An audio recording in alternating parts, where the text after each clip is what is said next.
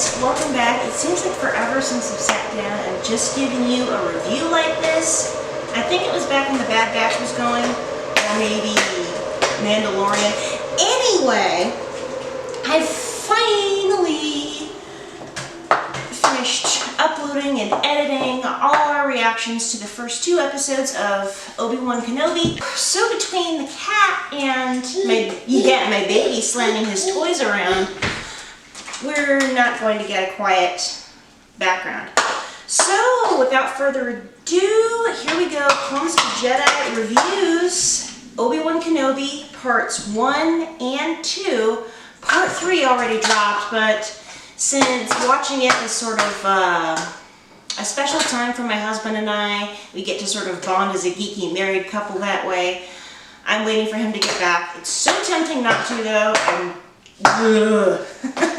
If you've already seen the episodes, then you know what they're about. If you haven't seen them yet, please go watch them before you watch these reviews. And by the way, any negative comments directed at any actor, actress, or anybody else for that matter, drop them in the comments. The ban hammer will fall and you're not coming back. So my favorite scene in part 1 of Kenobi is definitely Kenobi with the Jawa.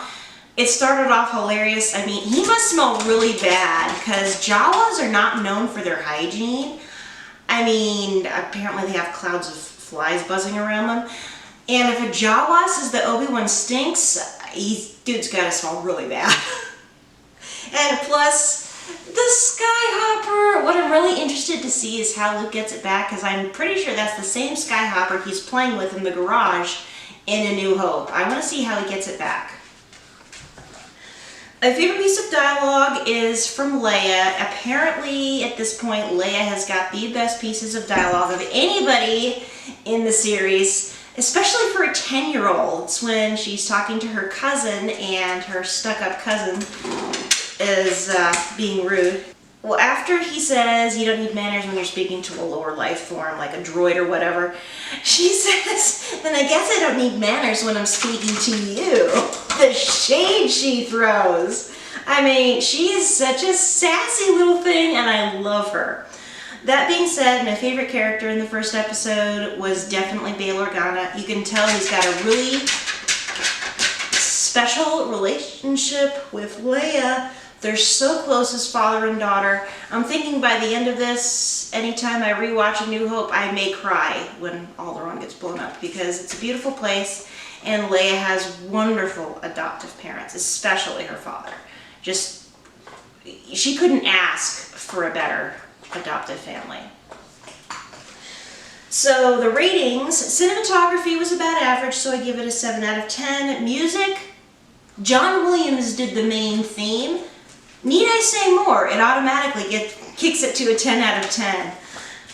Characters, I'd say, you know, we saw some familiar faces, like, of course, Obi-Wan and Owen and Bail Organa.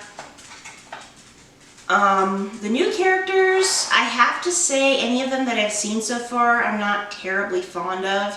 The established Inquisitors, they're just, I don't like them as characters anyway, because they're bad guys. I don't like bad guys, so sue me.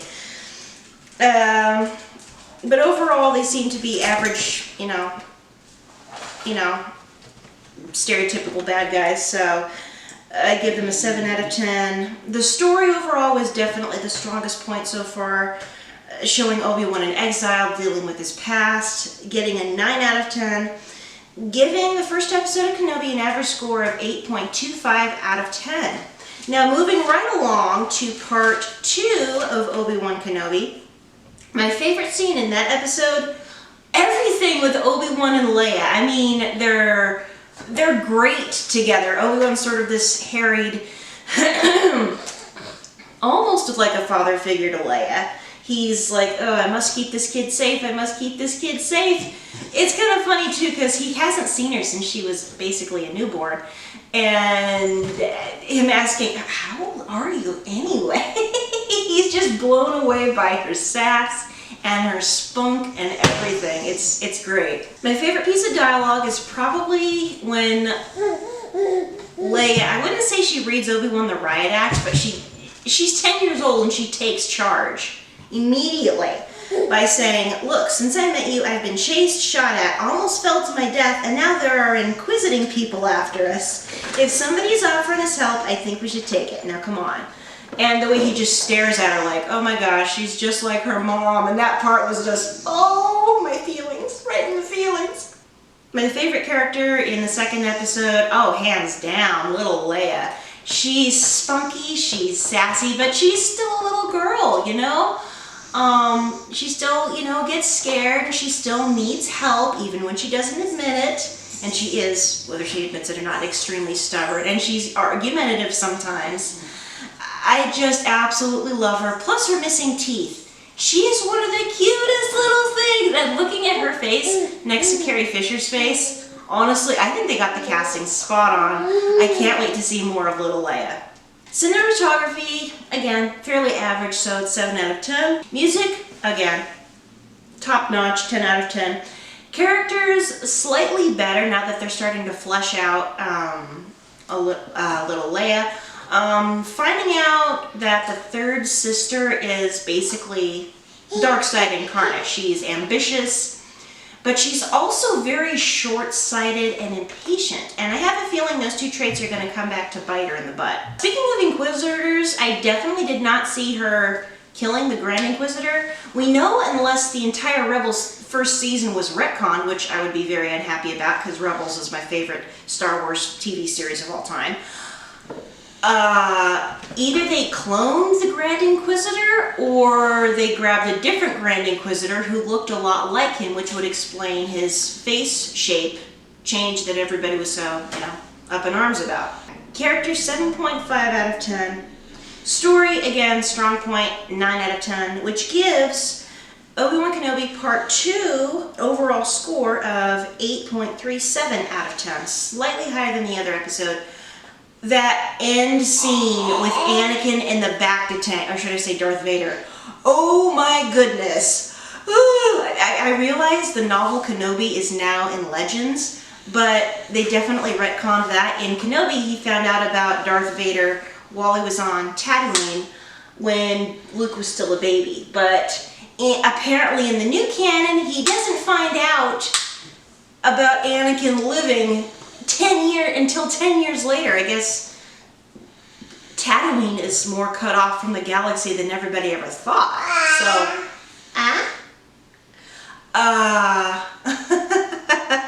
So that's very, very interesting. Anyway, like I said, that's been the Clumsy Jedi reviewing the first 2 episodes of Obi-Wan Kenobi. I would do it with my husband, but he has longer hours right now. He's kind of working his tail off.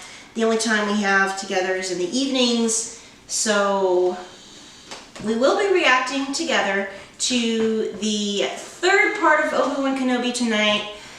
The reaction video, I'm hoping I can get it up tomorrow, and that's as soon as I can do it because I'm not staying up until 11 or 12 o'clock editing something when I have a baby to take care of.